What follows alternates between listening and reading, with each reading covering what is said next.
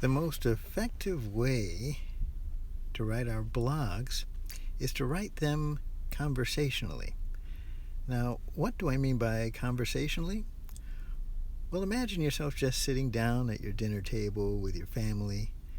In a situation like this, you'll have conversations. Now, when you speak conversationally with your family, you speak naturally. You don't have to gauge your words so carefully that they sound unnatural. You just speak. You are just yourself.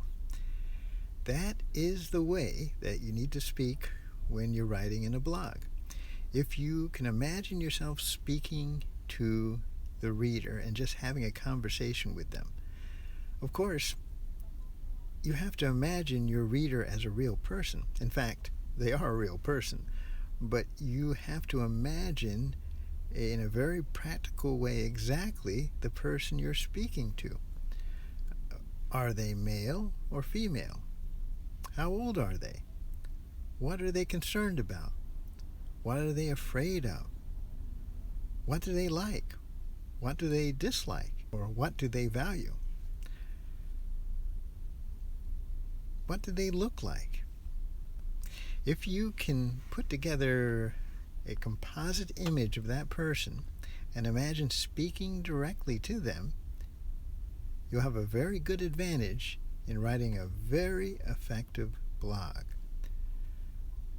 What I like to do is think of someone I know that fits that category,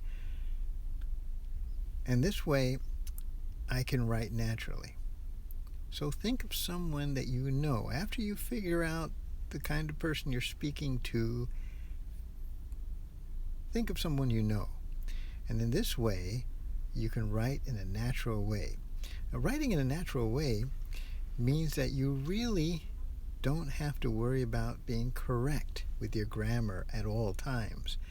You can actually break the rules of writing, the same rules you may have learned when you were in school. The reason for this is because we just don't speak the way we write.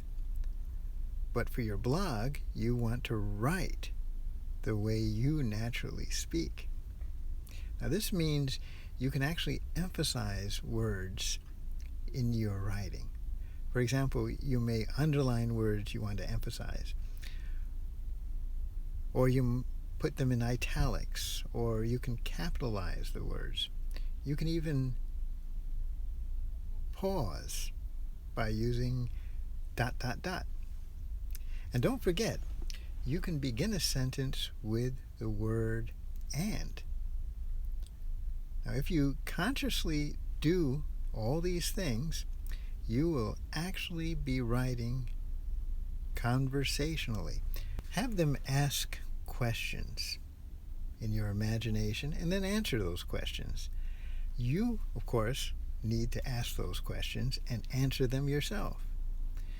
This will make your writing very conversational, and it'll make it realistic because you'll be answering the questions that the reader has in their mind.